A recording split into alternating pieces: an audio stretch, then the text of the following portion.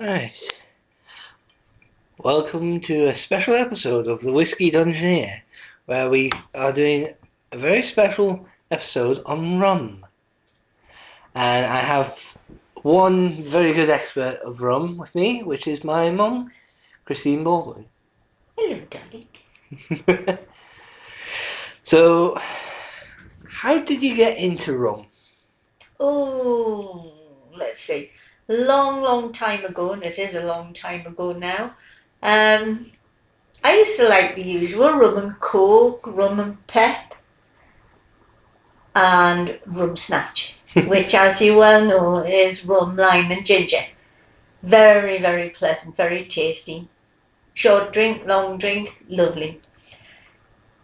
But it was when I was 21, my birthday. Your Uncle Harry, my brother, came to the party, and it was held in one of the local pubs. And he put this drink down in front of me and said, "You can have that and you can drink it, but you can't put anything in it. It's got to be neat." And I said, "What is it?" He said, "It's Wood's 100% proof rum." And I said, "I don't think I can drink that on its own." He said, "Try it." Oh, it was glorious. Sweet, but with that burnt caramel flavour at the back. I thoroughly enjoyed every minute of that. And since then have been, I would say I was an aficionado on rum, because I like it. Yeah. I've got to say, I don't particularly like white rum, the Bacardis. No, not for me. They've got no taste. It's a bit like vodka. It's all alcohol, no taste. I like something with a bit of taste to it, which is why I like dark rum. Woods is a beautiful rum. But at £25 a bottle, it's definitely not a drink it when you feel like it. It's a drink it only on high days and holidays. Yeah, so special occasions. Yes, very special occasions. Now, we know that in history it's that rum comes to the Caribbeans because of the sugars, which is the Dungeoneer sugar. Yes. As well as cane sugars. Yes. So, we know the history came from the ideas of how plantation owners, can't say, went and used this as a way of tax payable items. Taxable items, yes.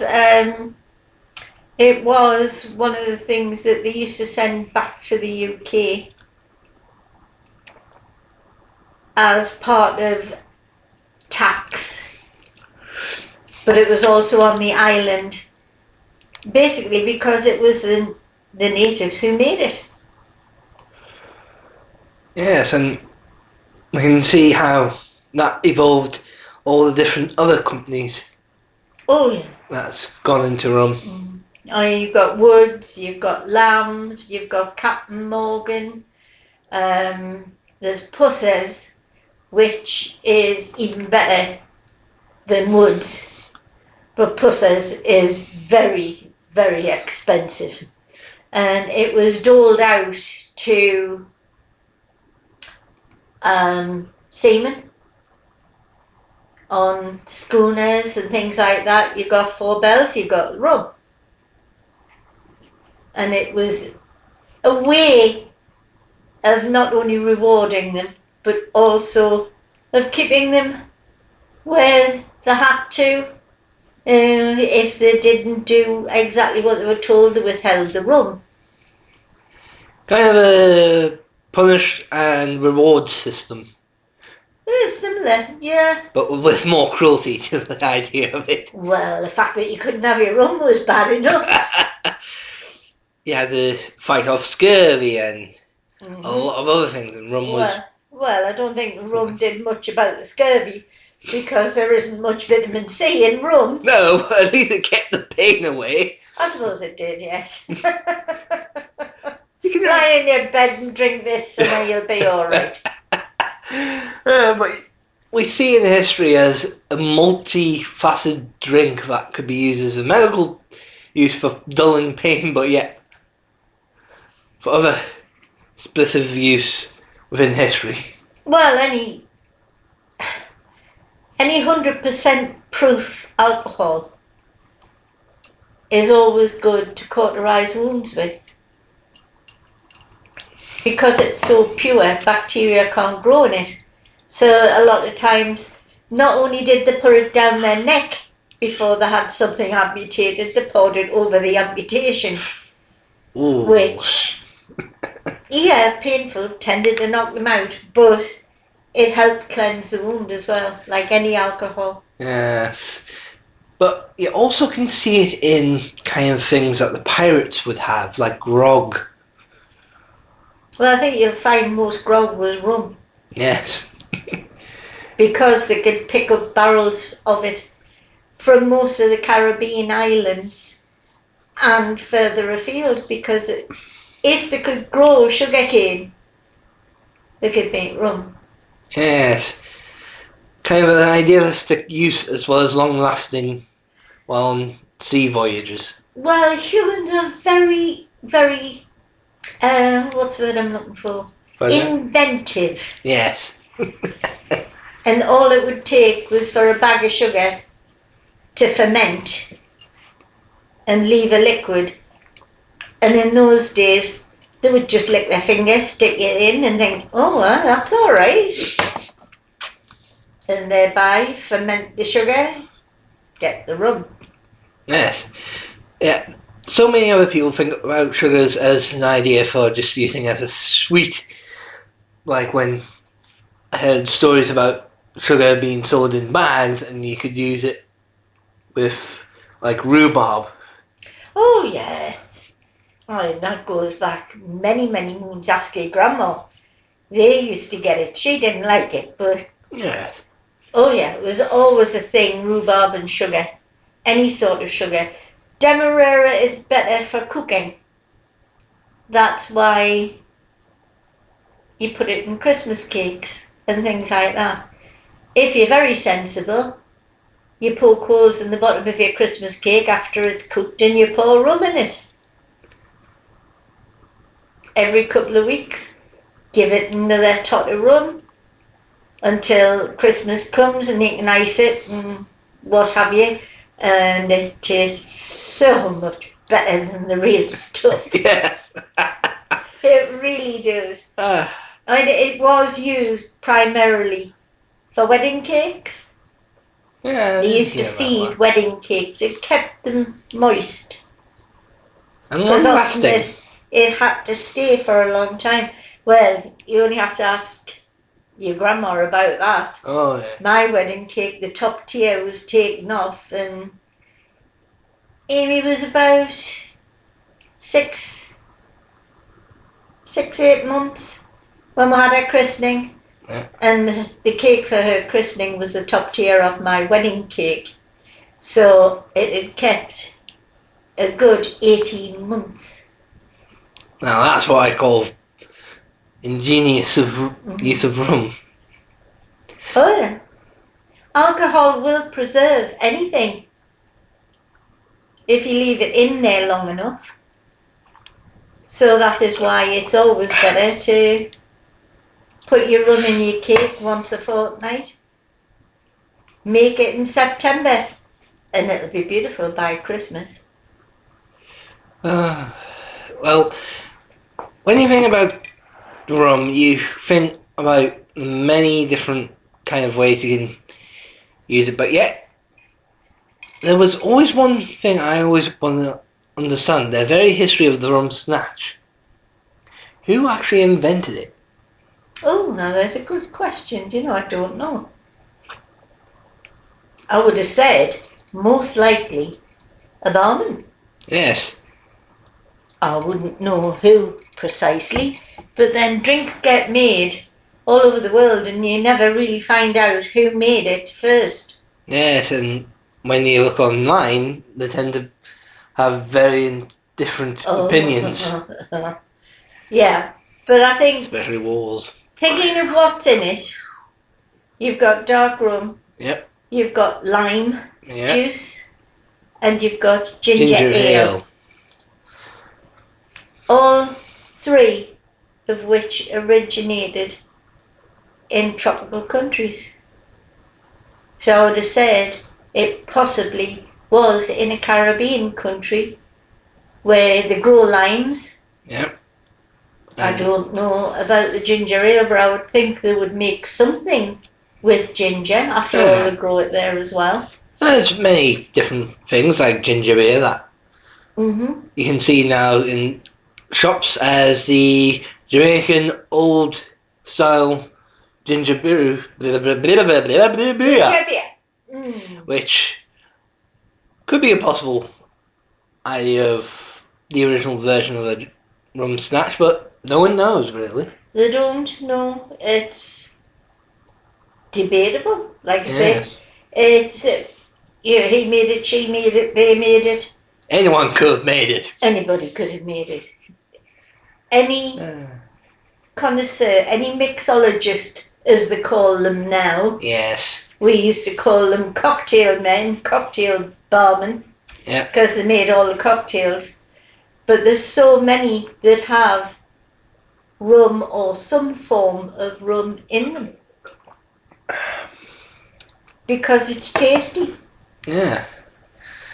You can't have rum punch without rum. Definitely. Now, Pussers was one thing I've went and did a lot of research about. It's old, it's had many idealistic views within the military, navy, not in the Air Force though. No, primarily the navy. But any man who went to sea, that was part of his wages. He's tot of rum.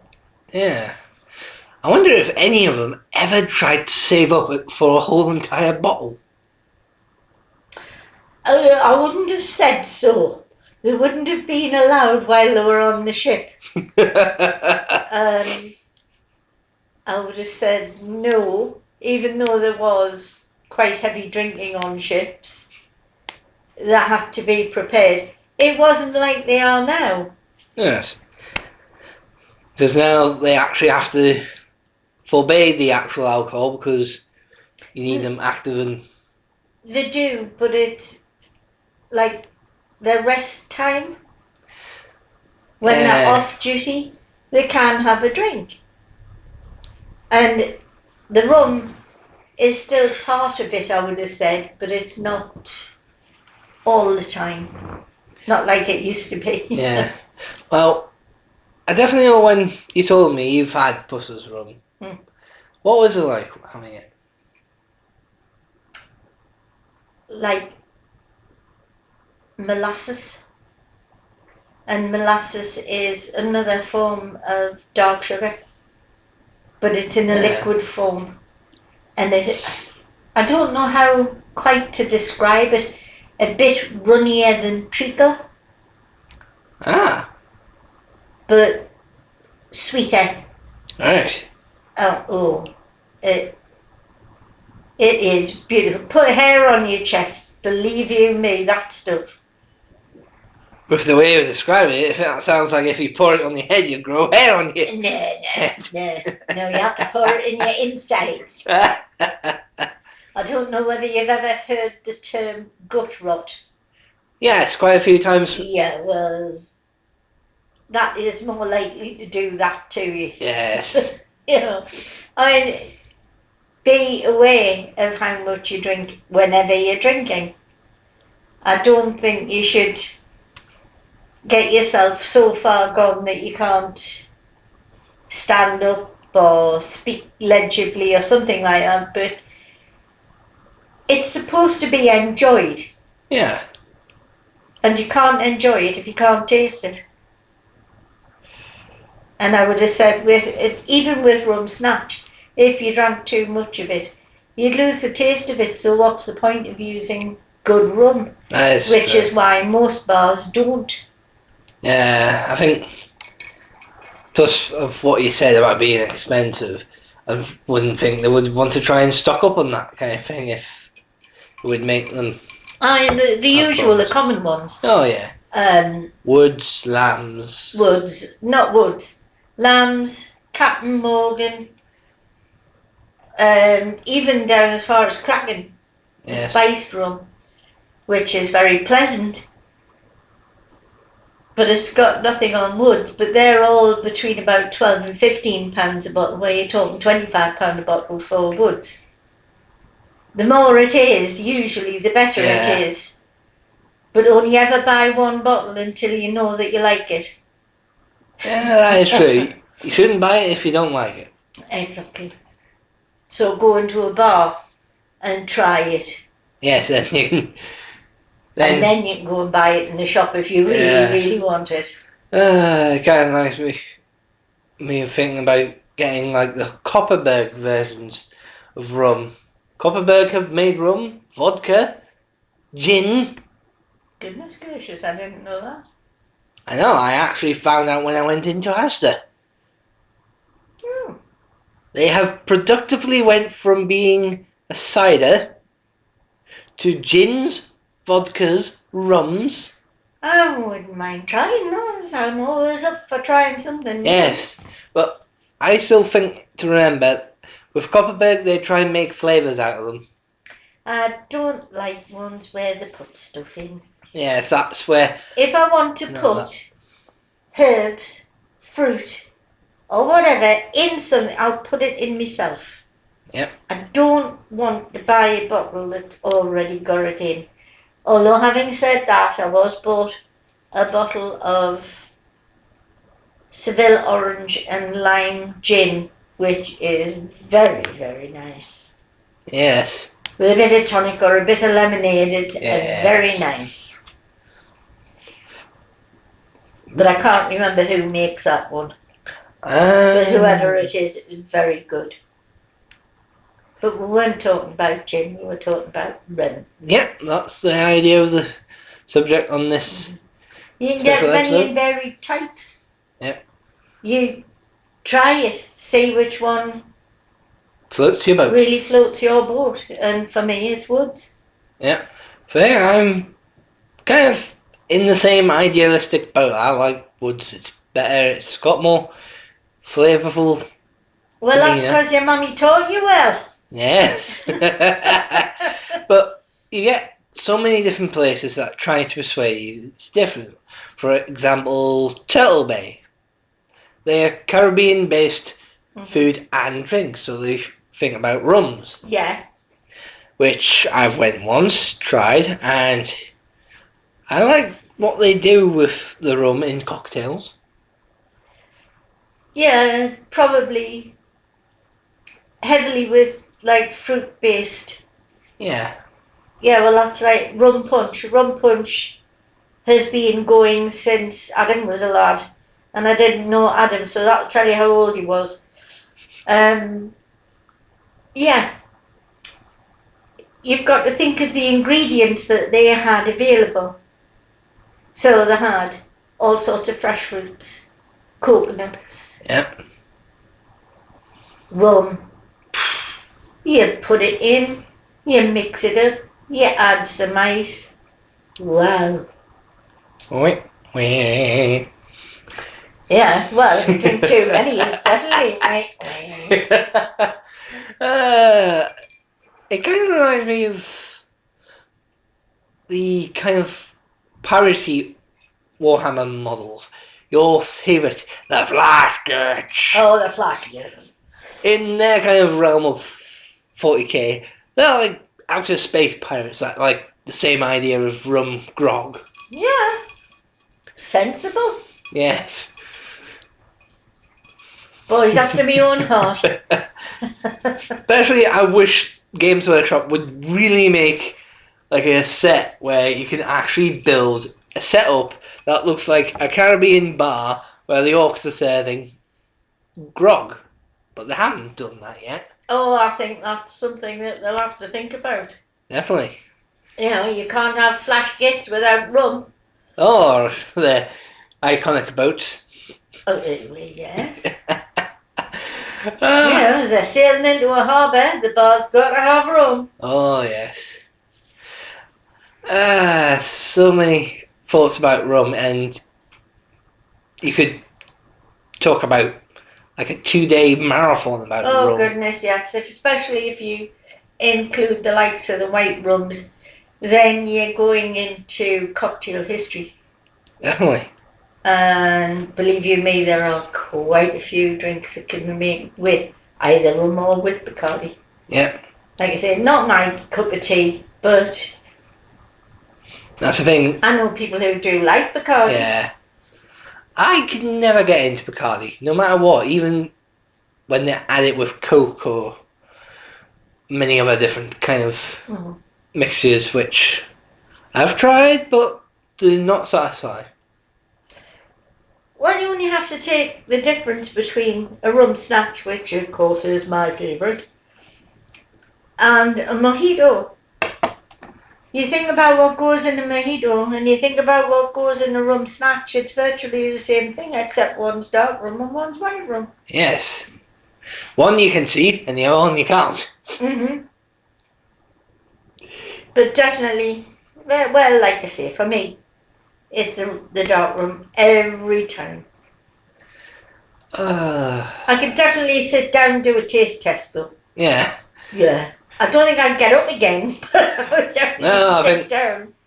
If that ever happened in this show, we would be just laid back into our chairs, just relaxing off the taste testing of so many rums. Yeah. Well, there would be no talking. There would just be slurp, slurp, and then because it would certainly knock you out. But yes, you've got to try it. If you've never had dark rum, then push the boat out and try it, because it's got so much more flavour than Bacardi. Oh yeah. And you don't end up being, I don't know what they call them these days. Yuppies? No, that was when I was young. But yeah, young, upwardly mobile people. Oh. Who went around drinking cocktails because they thought they were something. They weren't. Oh, you mean posh kids. Yes, that's instead the of problem. flash kids. Yes. They always frequent so many pubs just to try it, and so many pubs try to do different ways with rum. You go to pub to pub to pub to pub and have all the different ways. At some point I will be doing one at a pub in the second episode, so I'll ask the bartender about their expertise in rum. So it gives you an understanding difference between your experience and their experience. I would say your experience is better, but well, you don't know that. Yeah. You don't know until I've actually the barman, whoever you're going to speak to. Yes. May have had a lot more experience than me, but having said that, having worked in bars since I was 18, and I'm now 60 plus. Yes, I'm not going to say anything. I know a thing or two about alcohol. Yes. Well, on the show I would usually talk about models, but because this is a rum special, there's not a lot of models that actually focus their ideals on rum. I wouldn't have thought so. No. Except for those who drink a lot, like dwarves, who have their own kind of idealistic... Oh, well, yes, they drinkers. Are known to be drinkers. And gold protectors. They will not allow people to touch their gold.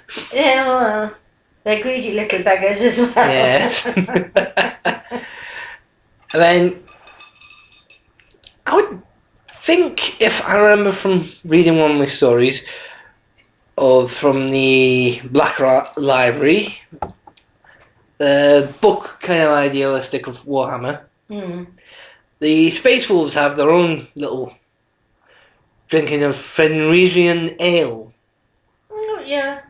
Like the Vikings did back in Yore with their mead and yes, stuff. And I think, well, if they're able to make beer I would think if they can do that, why not try and make rum? But the problem is they live on an ice planet. So well, there is that too. there's no way of actually growing sugar on that kind of place. No, but I suppose if they could grow potatoes, they could make vodka. If they grow drinking rice- vodka. They can make vodka.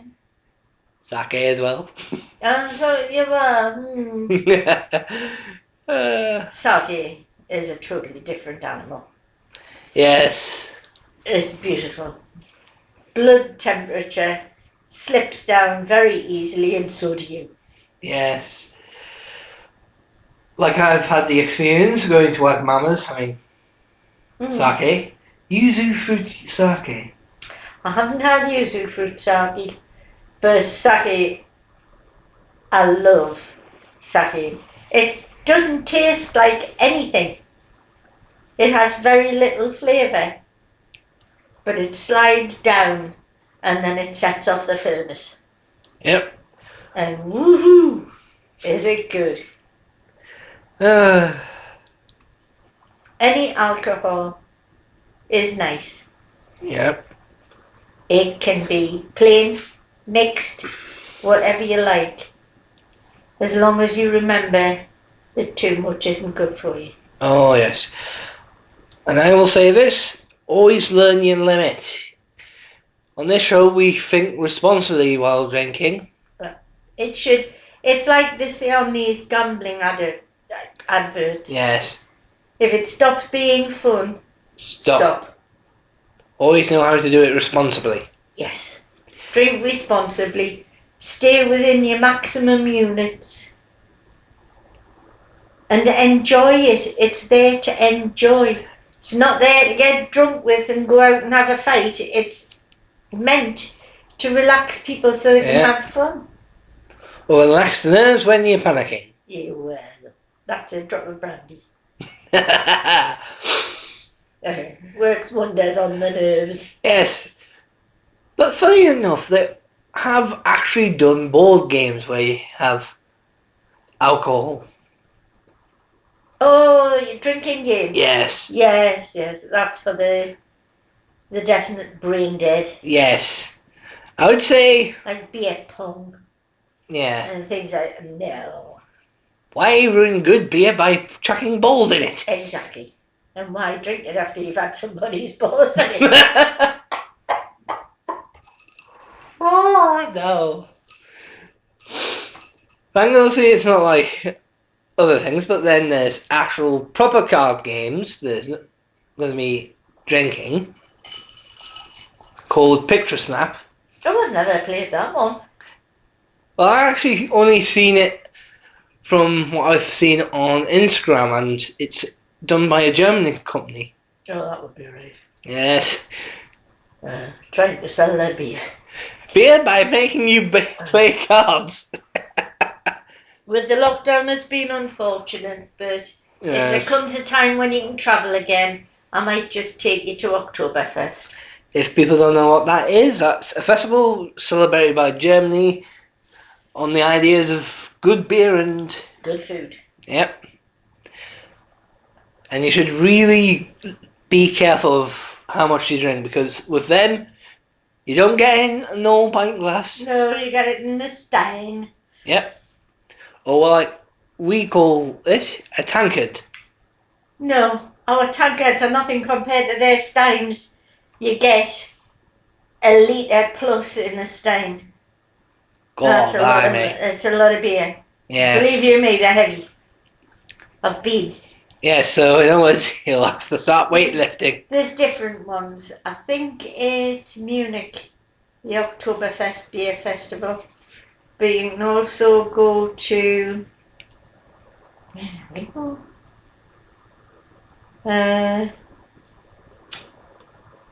Oh gosh, it's gone. Oh, in history.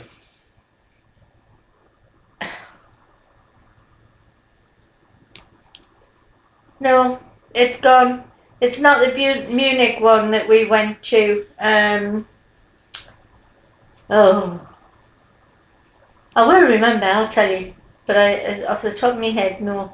I can't remember what they call the place. Very nice, but not my cup of tea. I Yeah. don't think I would want to go there again. Right. But the Munich one I might. Plus, if you can't go, then there's ones always put on England, like in Newcastle or Oh yeah. Sunderland. They have a similar sort of thing. But it's not matched to the No. might of German. The only Oktoberfest. place that used to do that sort of thing was the Hofbrauhaus when it was in Newcastle. The Hopfer House? Hofbräu House. It was a German beer keller, Ah. and they had all the guys in the Lederhosen. lederhosen and the girls with the plaits and God knows what, and they used to German music.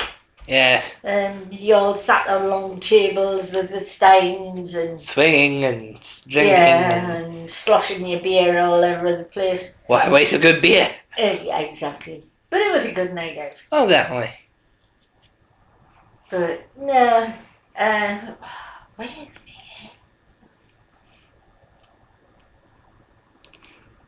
No, it'll come to me. Well, I think with that, I think I can truly end this special. Thank you for chatting to me about the ideas of rum and all that. Well, my pleasure. And thank you for the nice Rums, glass yeah. of rum snatch. I've put an explosive seal on the bottle, so don't try and open it without my permission. It's mine. That's how protective she is about her rum, Oh, dear people. definitely. That's how protective. So, hopefully I'll see you again on the Whiskey Dungeoneer.